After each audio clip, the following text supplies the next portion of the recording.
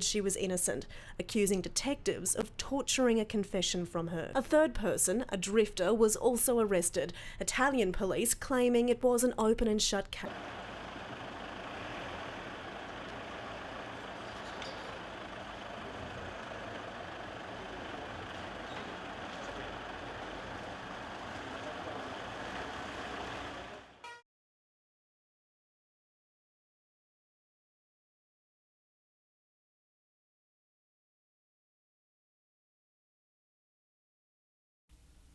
This is the type of low-carbon technology the coal industry is pushing as an alternative to a tax. The VAMRAB plant treats air from the mine containing methane to produce electricity. A lot of the answers will come with technology. The opposition leader liked what he saw. I certainly want to look at all the various options for trying to ensure that this great industry doesn't just survive but flourishes, and it does so in the most environmentally friendly way. Bloomfield Coal Mines' John Richards is pleased Mr Abbott took the time to visit the Hunter, but is yet to be convinced his solutions will be any better than Prime Minister Rudd's. Where this leads, we don't know, but I think consultation with the people that are being directly affected is a great first step. And while the opposition leader was keen to talk federal politics, he didn't seem to have much of a handle on the local issues. You'll have Bob Baldwin talking constantly between here and polling day about all of the vital issues affecting the Hunter, but just today, this is the big issue.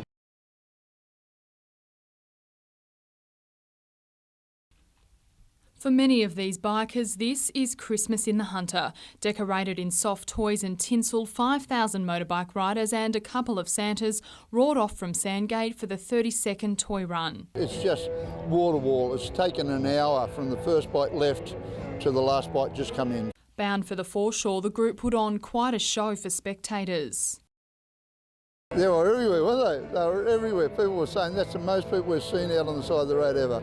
And while the bikes were quite a sight, the toy run is all about making Christmas a little easier for struggling families. The Salvation Army expects to collect $50,000 in cash and $25,000 worth of toys. Cash donations get bigger, which is a good thing, because last year Kevin Rudd gave people a stimulus $900, so Christmas was a bit easier, but this year they're struggling. Lauren Bladwell, NBN News.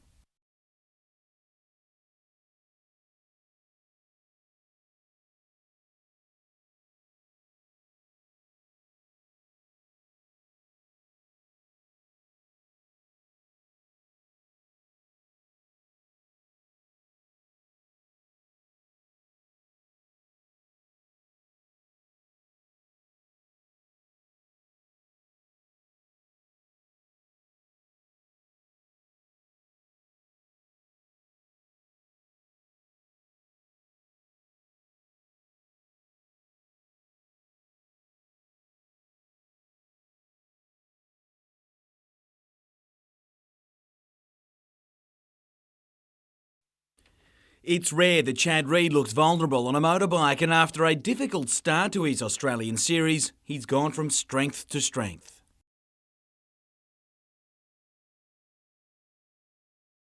Donning green and gold colours in Brisbane, his last event on Australian soil this year was always going to be a statement. After winning the first race, he missed the kick on the second, but caught a lucky break before showing the class that has him so highly regarded.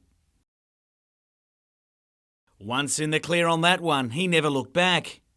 It left him with a chance for a clean sweep in the final race of the night and the chance to put on a show. It was the sort of finale he was after to claim his own national series yet again and ride a wave of confidence before the big American season, which starts on January 9.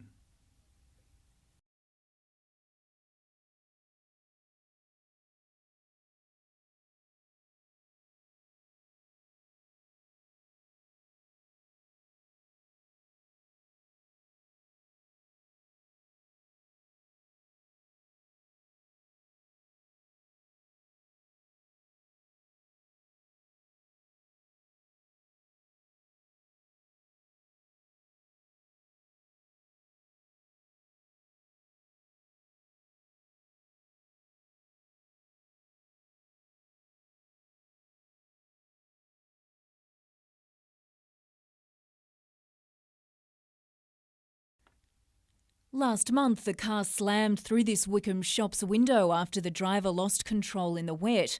For customers, it was a little too close for comfort, while for business owner Peter Freeman, it was a nightmare. It's some pretty major damage. The whole front of the shop was sort of wiped out, and we're boarded up and barely trading for sort of 2 or 3 weeks as it all got repaired. The business was just getting back on its feet when last night thieves struck, including one wearing high heels and a dress. Their target, a stack of wakeboards. The bandits took down fencing outside the shop before throwing a large piece of concrete at the window. But this time the damage was minor, thanks to newly installed bulletproof glass. Between the alarms and the toughened glass, hopefully this will be the last problem we have leading into Christmas. From here, it's just sort of good times through to Christmas. Jane Goldsmith, NBN News.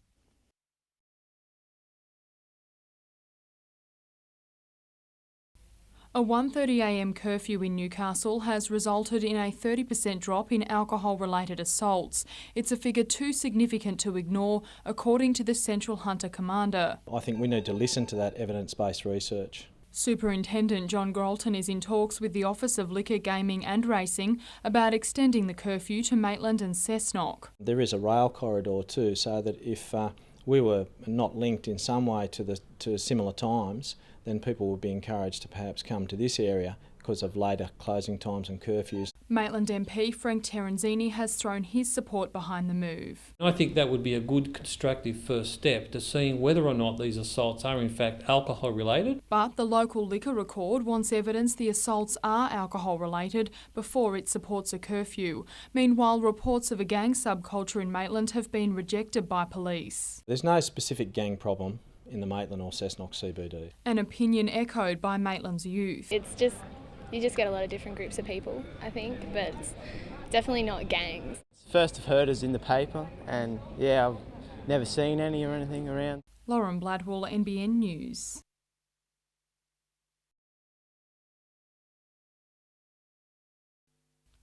These figs have been part of Toronto's main street for 30 years. Now some business owners believe that's long enough. We have as a group gone to council and we've sought permission to have the trees removed, and at this point we're yet to have an absolute reply on that. They're not at risk of falling, but the figs are not short of issues. There's birds and leaves, but the root of the problem lies underground, and the sewer and the concrete pass are losing the war. We have witnessed different times over the past 12 months where we've had members of the public fall over. It's not at the critical stage now, it's certainly approaching that. So we're going to start talking about options. As for what those options are... It's my view that we should not be coming in and taking all of these trees out. There should be a succession plan, and it would obviously have to, under that scenario, take some years to achieve. And any plan would need residents' approval. No, I think we should definitely stay. Provide shade for everyone to sit down, and it's cool. No, too hot otherwise. Many people have memories of this street with these trees. Nat Wallace, NBN News.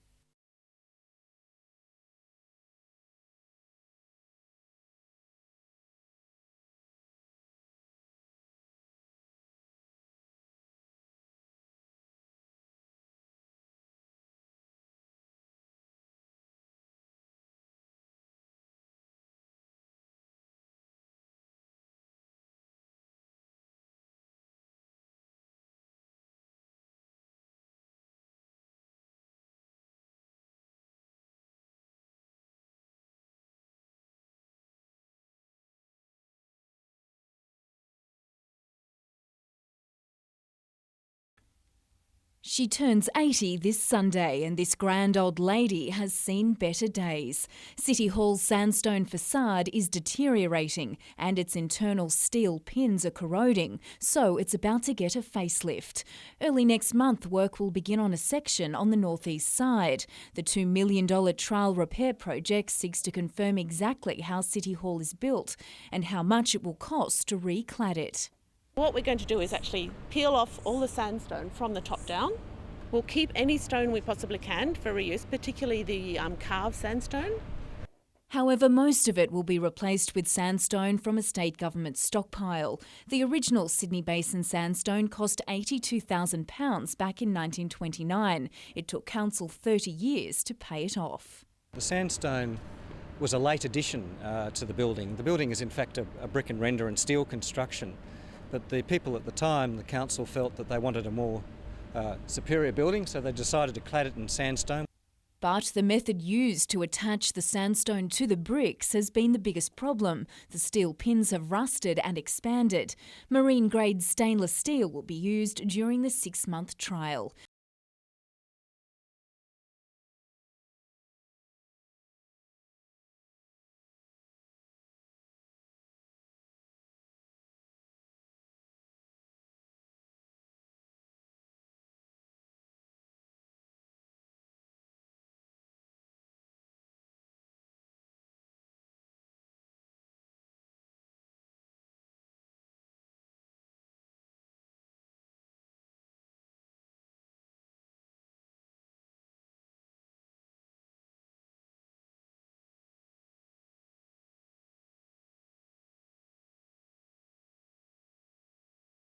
It's not exactly traditional theatrical fare. But for Year 11 drama students at Lambton High, the idea of internet addiction proved an edgy topic.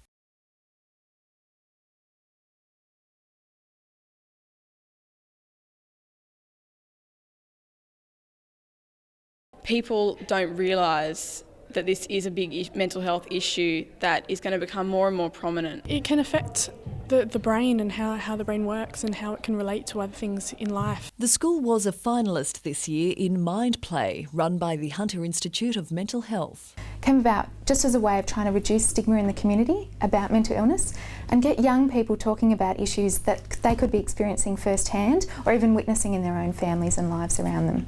Mind Play began in 1997 with a small group and now attracts entries from across the Hunter, Central Coast and Manning regions. There are hopes it may be expanded further in the future, inspiring more thought-provoking theatrics. They've learned a lot about performance. That's the big thing that they've learned. But I think because a lot of them are on the net all the time, they actually learn about their own behaviours, some of them. It really does allow them to creatively express some things that are happening in their lives, and I think that's the most important thing.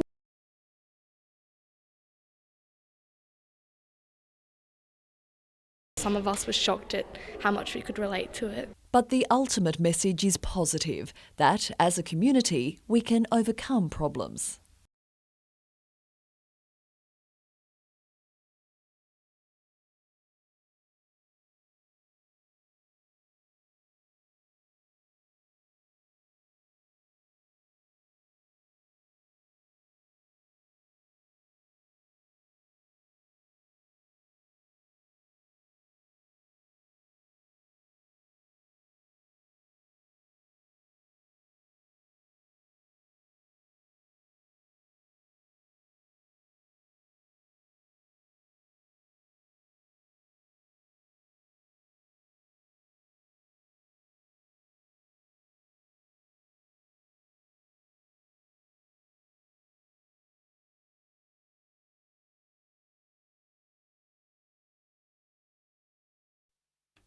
Competition for spots is always good, and the battle for the keeping job has reached fever pitch this week. Designated number 1, Ben Kennedy, is now fit once again for selection, but Neil Young may have done enough to hang on to the role, even if he needs some convincing. No, not yet, because I haven't got a contract for next year. I'm still fighting for my spot, definitely. It's been hard to fault his performances, and a clean sheet against Adelaide will only help his chances. I'll have to see what Branko says. I think I've done enough last week to get a game this week. The coach wasn't being drawn on his choice today, but did concede there's a real chance for someone to win a spot up front, with key man Michael Bridges out for at least the next 2 to 3 games. That starts with the Gold Coast at home on Sunday, a team boasting a great roster and an eye for revenge after being humbled by the Gents in their first meeting. They have to worry about us. I think we're a better football team now than what we were when we beat them 1-0. And in all honesty, I don't think they're quite as good as they were then. I think Gold Coast will now give us a lot more attention than they probably did when we first played them in round 4.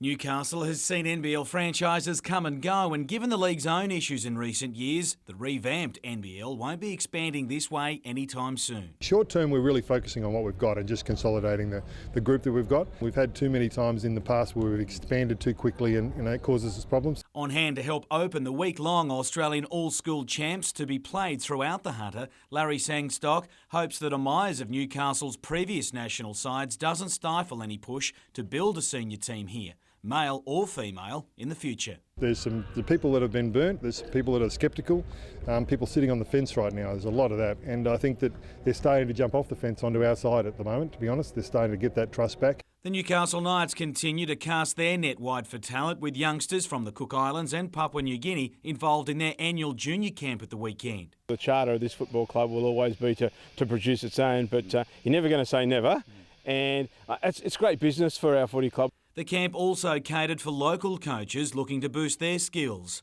And it dates back to the 1870s, but Newcastle Rowing Club can only now boast its own home, a purpose-built centre that opened at the weekend. Newcastle University ensured it was a great start all round for local crews by upstaging Sydney Uni to win the three-leg Throsbury gift race in a thrilling finish.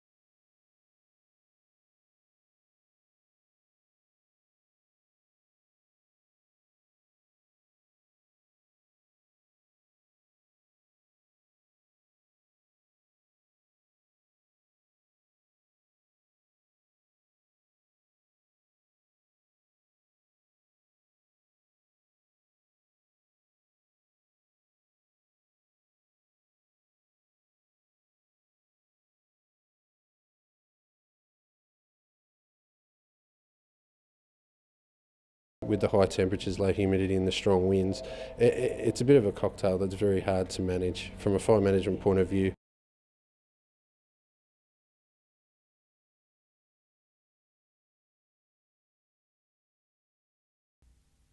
Rumours have been circulating for weeks that Azura Marine was fast running out of work and that this 52-metre-long luxury yacht Squall was its last job in Newcastle. Today, that was confirmed. Managing Director David McQueen told NBN News that Azura will be consolidating its business due to a lack of work and the global downturn. He added it has $100 million worth of quotes, but clients are being cautious due to the economy. Azura remains optimistic about securing more work, but Mr McQueen says it's been forced to move operations to its Gold Coast headquarters. The company's full-time Newcastle workforce had already been reduced from 12 to 4, while around 60 Hunter subcontractors are expected to be affected by the decision. Established by champion sailor Ian Murray, Azura Marine took over the former ADI shed at Carrington from Sensation Yachts in July 2008. It had also planned to expand into the old state dock dockyard sheds at Dyke Point after the state government and Azura ploughed $4.5 million into transforming it into a super yacht construction facility. But Dyke Point remains idle and could be for some time. Jane Goldsmith, NBN News.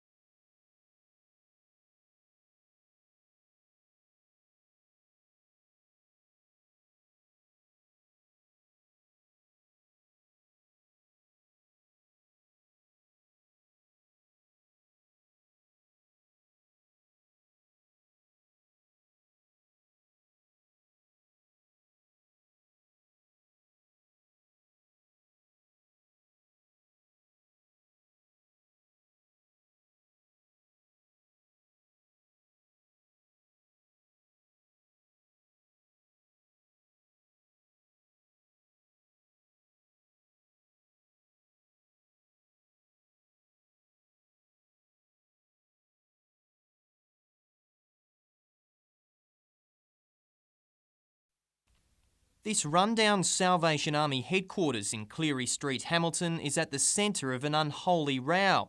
For 12 months, opponents have delayed an $8 million plan that would see it transformed into a 2-storey community centre spanning half the block. I think the location is just completely wrong. I mean, these facilities can exist, but I believe that they should be in a more of a commercial area and nothing to do with the residential areas. Nearby residents fear the development would add to the existing traffic woes, but moves to transfer the Olive Branch Cafe from Wickham has caused the most alarm. People think it's a commercial operation, but this is actually a training cafe. It's designed to upskill the trainees who come, who a lot of them are disadvantaged.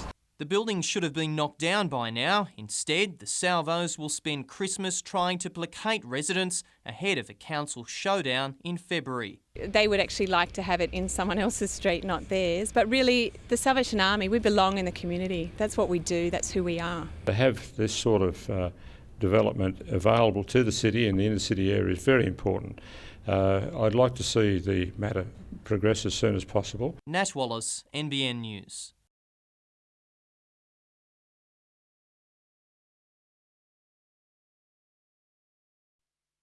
In March last year, an arson attack burnt out the interior of St Clement's at Camberwell, just outside Singleton. The Anglican Church promised to repair the 168-year-old building, but when the insurance check arrived, locals were told their beloved church would instead be demolished and the money used for other projects. What's more important, the people or money? It sounds like a business is more important. The decision has saddened the congregation, which has been holding services in the church foyer and grounds since the fire and raising funds for the reopening. But the diocese says the decision was made due to the age and condition of the building. We feel very much the pain of the people who wanted this project to go ahead, and the board noted that and recognised that as a part of its deliberation. It says the $375,000 insurance payout will be spent elsewhere within the Singleton parish. I'm asking to stop stealing the money and give it back. It's ours, we've earned it, we own it. Give it back. St Clement's isn't as big or as glamorous as some other buildings, but it's still part of the establishment. So you can see why, after all these years of contributing, that the locals at Camberwell are feeling abandoned by the Anglican Church. Paul Lobb, NBN News.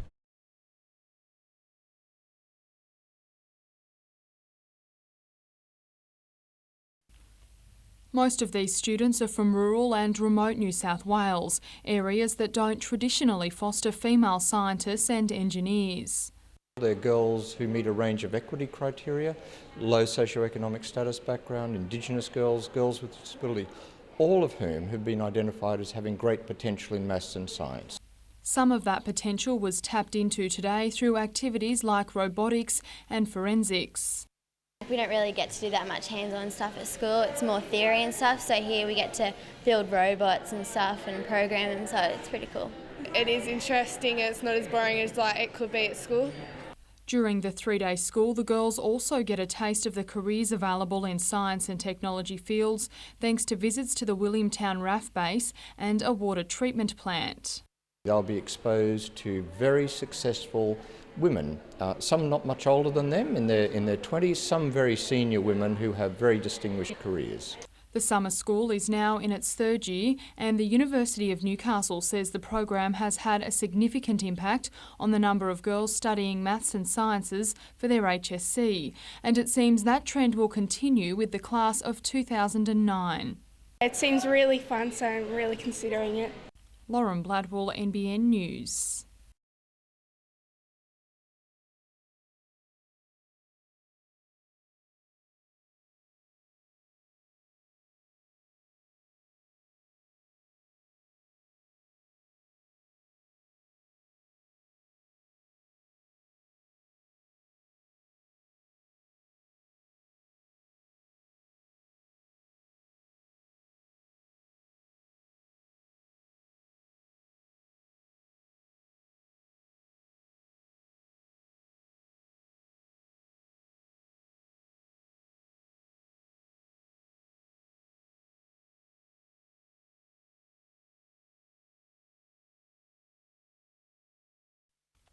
The $60 million redevelopment of Energy Australia Stadium's Western Grandstand can't be finished soon enough for Knights and Jets supporters.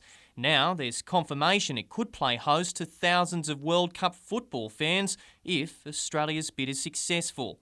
Newcastle is one of those stadiums, a very few that is actually being put forward as a definite for the World Cup. We're hopeful to attract 2 to 3 games through the World Cup. Really depends on final scheduling, but we're pretty excited about it. The stadium's size will also determine what games it would get. Along with the new grandstand, seating would be added to the grass slopes at either end. We believe that, with mobile stands either end, our current capacity is 33,000, but we'll take that up over 40,000. Car parking is another consideration. The New South Wales government expects to complete a transport plan early next year.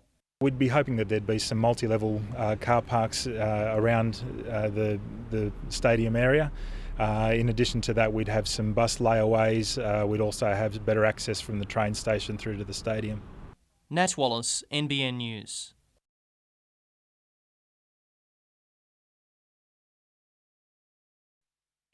There's nothing quite like home, and after an extended stay in Europe, the night skipper is happy to be back in Newcastle to enjoy some R&R. Gidley hit the tourist trail after that Four Nations win against England last month and isn't about to forget the Kangaroos' successful campaign in a hurry. We did have a point to prove, and I thought the first game was a good one against New Zealand. They played well, but to beat the Poms in a grand final in England was something I won't forget. He played everything from lock to centre in those games and could be heading back into the halves for the Knights next season. Although fullback is his chosen spot, his club is already planning to use Gidley at halfback at times in 2010, and it's a shift the skipper reckons will be good all round. I think it'd be good for myself with representative games as well. I think you always got to try and work on different parts of your game, and I think that could be another one that I could try. Given his hectic year and recent playing commitments, Gidley won't be required back at Knights training until the new year, but he already senses something big is building. Caught up with the boys the other day, and they've been really positive about how Stoney and the new coaches have been, so it's going to be a good year, hopefully. Jim Callanan, NBN News.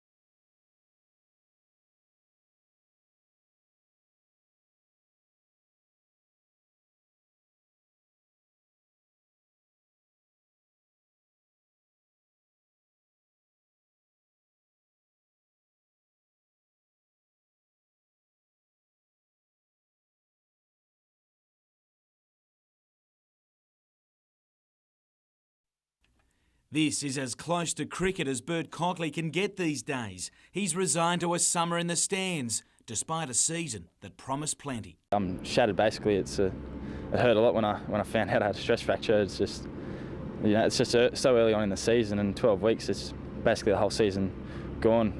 Only weeks ago, Cockley was riding high, called into the Australian one-day team in India. Weather washed out a potential debut, but selection alone was reward for a stunning Sheffield Shield season with the Blues, and followed with an Australia A cap. After a blistering start to the season with New South Wales, his star looked destined to rise further until a back problem flared in WA. It hurts a bit to know that you're that close to playing and that you're in their thoughts, but you can't do anything about it until basically next season. So it's all a bit disappointing, but I'm trying to be positive. He's learnt to. Cockley has defied doctors just to be bowling after badly breaking his leg as a 16-year-old. His latest injury will see him miss the Shield match in Newcastle next week, but not the game altogether. It's a shame, but I'll be up there. I'll be up home when the boys are playing, so I'll be up on the hill supporting and having a good time.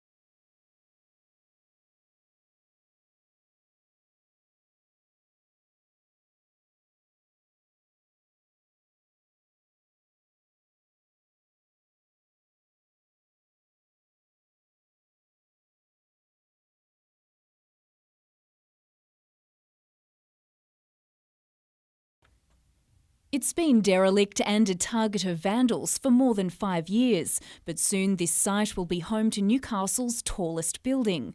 An application to demolish the buildings on the 3,400 square metre site and replace them with a commercial residential complex has been given the green light by Newcastle City Council.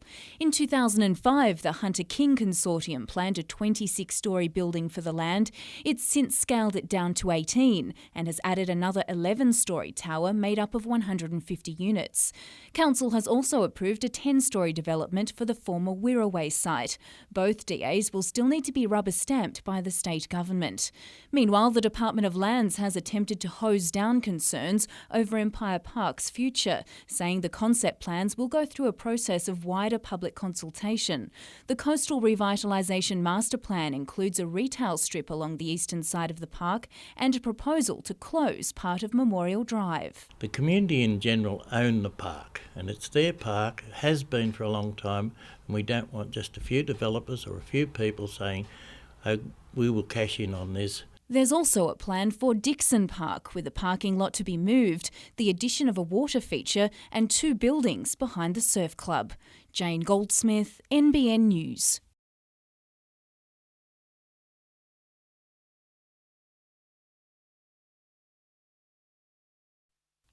The state and federal governments are hoping the solution to Newcastle's childcare shortage lies with this block.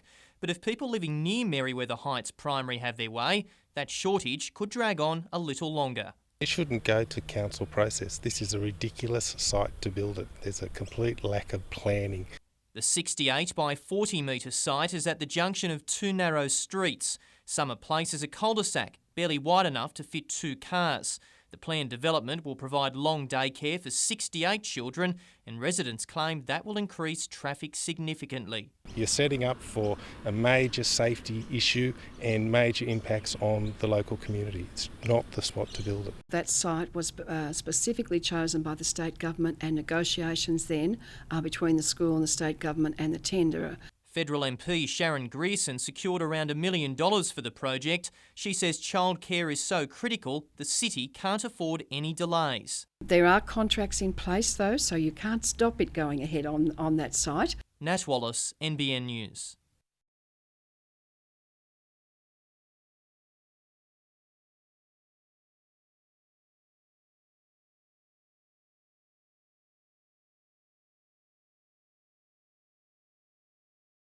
They're asking for the ability to call teachers in any time between 6 in the morning and 10 at night, 6 days a week. No overtime, 35 hours a week, so an increase in their hours of attendance.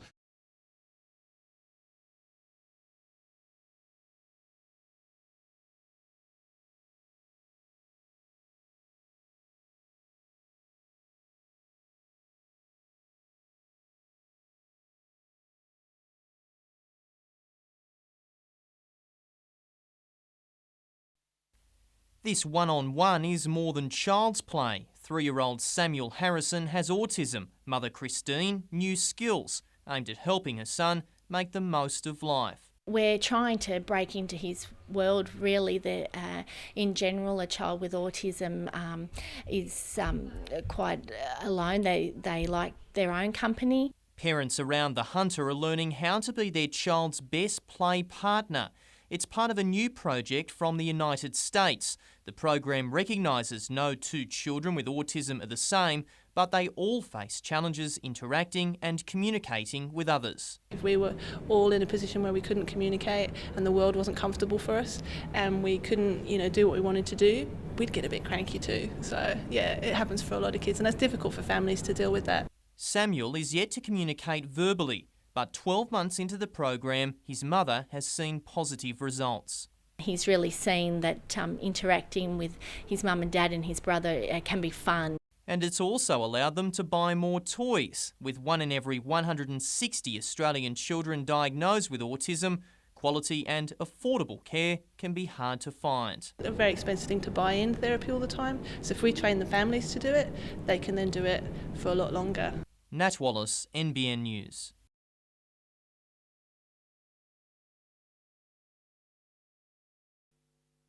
For patients like little Lachlan D, having a needle can be an unpleasant experience. But this new device, simply called a vein viewer, is making the process easier for both patient and doctor. It basically shows us a map of the children's veins. It lights up the back of their hands and shows us where the veins are located. So it makes it a lot easier for us to try and access those veins in difficult times when the children are sick. It uses infrared to find the haemoglobin in the blood and then projects an image onto the skin in real time. The $40,000 unit was bought with money from a bequest. When children are sick, their veins are actually more difficult to see than when they're not sick, so it even makes it harder for us. So having any device which makes access easier is fantastic, and I think this machine will help us do that. Lachlan's mum Melanie says today's visit was a far cry from the last. Last time it was horrendous because people had to hold him down. We had my husband, myself, 2 nurses, and he was screaming. So it was this time to sit him on the bed, to put his hand there and him just to look at the light was amazing. It was just totally different. Judging by Lockie's reaction, the technology works. Paul Lobb, NBN News.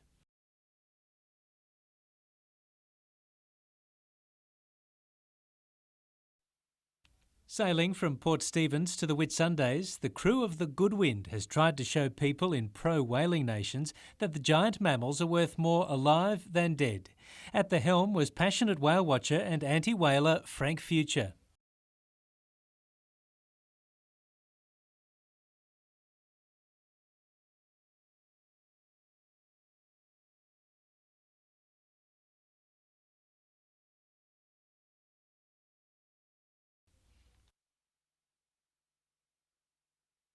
At just 16, Sky Botoli has spent much of her young life campaigning against whaling and has even written a book on the subject. She hopes the film by documentary maker Glenn Cook will reach people across the globe. I want people in Japan to learn that economic growth and everything, whale watching, is a lot better than whaling. I think we can get a lot from whales more than whale meat. The thing I'd like to see is it go to Japan and all the Japanese kids and that see it and see why I suppose Australians and a lot of other countries are so passionate about saving the whales. And I think from turning it into a product that's they're just food through to something that are living and caring mammals. Paul Lobb, NBN News.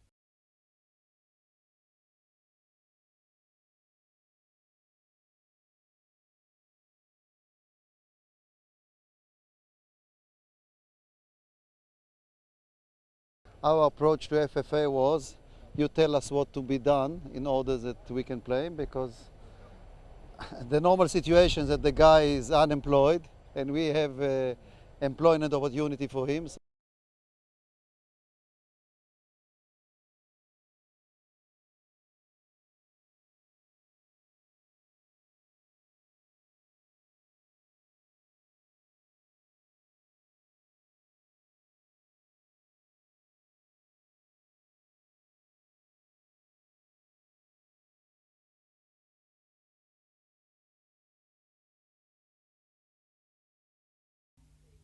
By his own admission, Jade North has endured a tough introduction to life in Korea's K-League. Being a foreigner going to a foreign country, it's always going to take a little while to settle in, and that was the case with me. And I only played a handful of games here and there, and it was just tough to get into the team. Home in Newcastle to become a dad for the second time, North's attention will soon turn to the search for a new club, one that can provide him with the quality game time he'll need in order to force his way back into the Socceroos squad. I've always been confident of making the side. I was making the side when I was back in the A-League, so I've just got to get myself back in there, and obviously Pim knows what I can do. Former Jets teammate Ante Kovic is also home enjoying a summer holiday, following an impressive return to the Swedish League. Got there a week before the season started, played straight through the whole season, didn't miss a game, and played really well, and couldn't have asked for anything better. With Mark Schwarzer unchallenged as Australia's number one, Pim Verbeek has made it clear the second and third keeper places for South Africa are still up for grabs.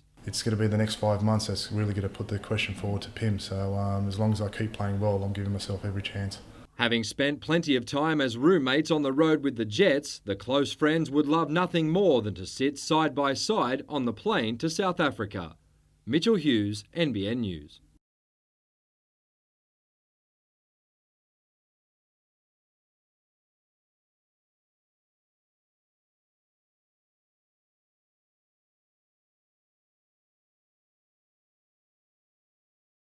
Obviously, I don't want to jinx myself, but I've always played well at PGR. I think in the 4 times I've played, I've had, 3 top 10s. So it's one of those, I feel like I'm a better player than I was back then.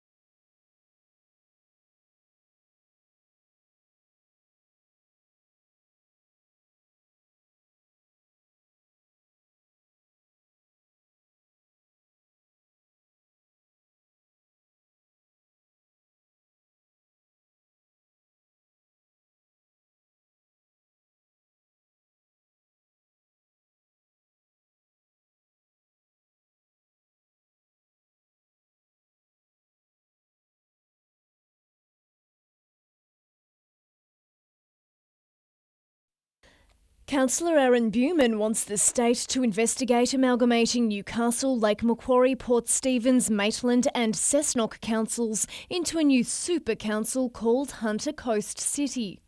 It is about sustainability of your council. It's about working together as a region. And I think there's a lot of benefits in the Lower Hunter working together as one entity. He'll submit the plan to Newcastle Council as a notice of motion on Tuesday, but the proposal has irked the Lord Mayor. It's a bit of an insult to adjoining councils to say they should amalgamate with Newcastle. Newcastle councillors will get a formal copy of the notice tonight, but documents show Councillor Buman flagged the proposal with Lake Macquarie 3 days ago. I'm very annoyed, and in fact I apologise to the councillors at Lake Macquarie Council for having this foisted on them, and they should know that it's happened without the knowledge of Newcastle councillors, and I think that's deplorable.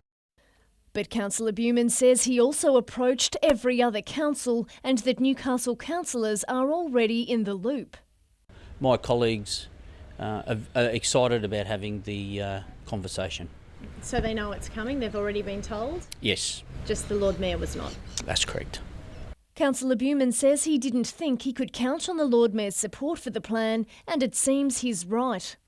I'll be amazed if council supports it or anything of a similar form.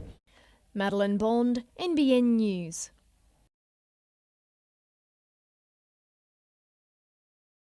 It's undergone a major revamp as a super yacht construction facility, and until recently the future looked bright for the state-owned dockyard and Azura Marine. This lease is for a period of 10 years and we believe that this business will grow. But Azura didn't even move in, and now it's setting sail from its Carrington site, following the lead of Sensation Yachts. We all thought that the economic bonanza that would come from two manufacturers in the harbour, manufacturing and servicing super yachts, would be good for the city, and indeed it would have been, but we've lost them both through circumstances beyond our control. Newcastle Port Corporation says Azura still has a lease on Dyke Point. It will meet with the company soon to discuss the site's future. We need to be looking at use of those buildings. They could be used for storage, they could be used for some sort of commercial port-related use. And the super yacht builder's move to the Gold Coast won't just affect its current workforce, but also prospective employees. Hunter TAFE established a fibreglassing and plastics composites course in 2005 to teach students boat building skills due to expected demand from Sensation Yachts and Azura Marine. Jane Goldsmith, NBN News.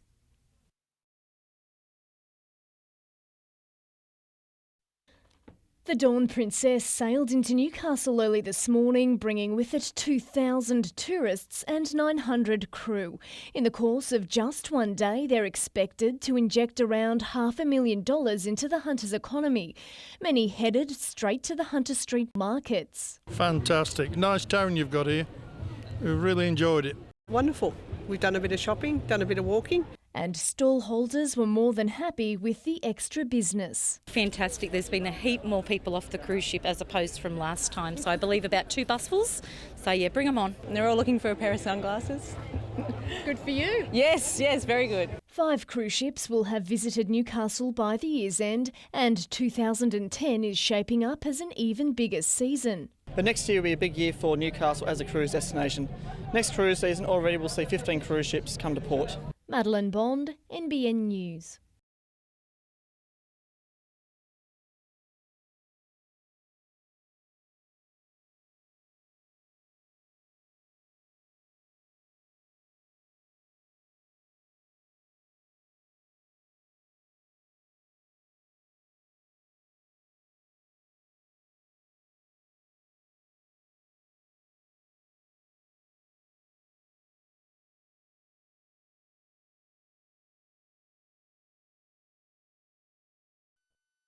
It was the night when the Second World War came to Newcastle. Early on the 8th of June 1942, a Japanese attack-class submarine opened fire on the city.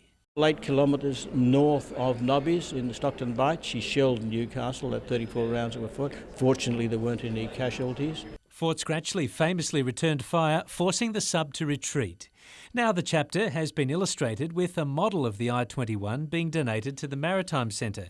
It was commissioned by Naval Reserve Officer Mike Lobley, who lost a family member to a deadly attack by the same sub. The I-21 sunk the ship Iron Knight, which I have a particular fascination with, losing an uncle on that ship, and the destruction that boat caused up and down the Australian coast. 7 months after the crew of the I-21 shelled Newcastle, it torpedoed the iron ore carrier off the south coast. In which 36 of the crew were killed.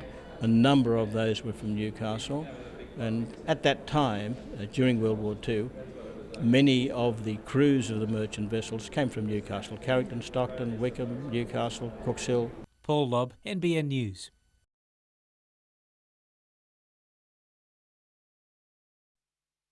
During her time in the spotlight, Sue Cruikshank's roles were many and varied, from Yahoo Serious's mother in the film Young Einstein to a variety show she made for NBN which showcased her talents.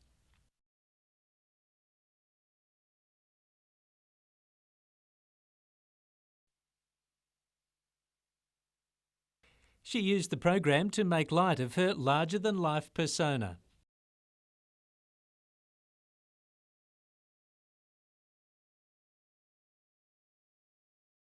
And she was pals with some of our best-known stars.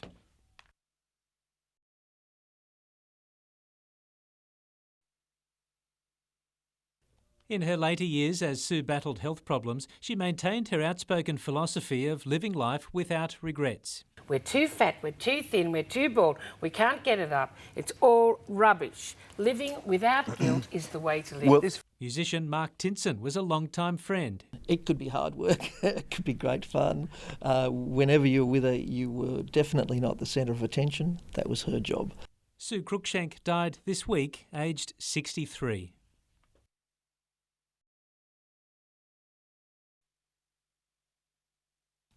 Paul Lobb, NBN News.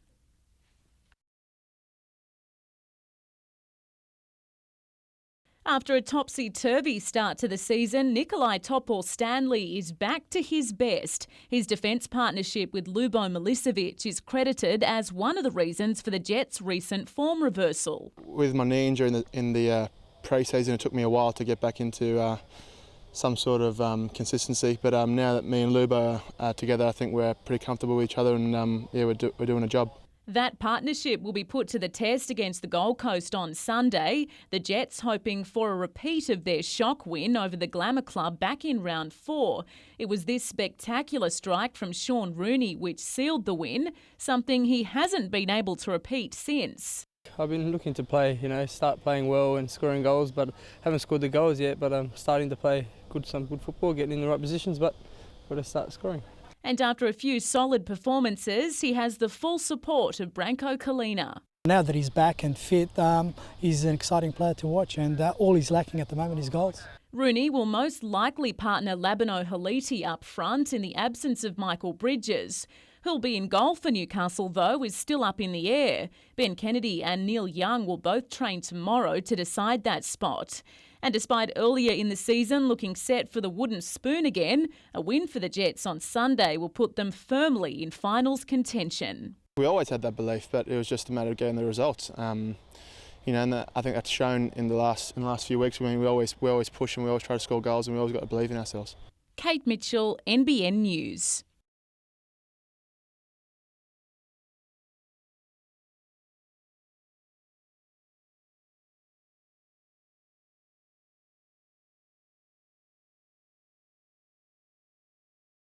After last weekend, I think people look at you a little bit different after going pretty well.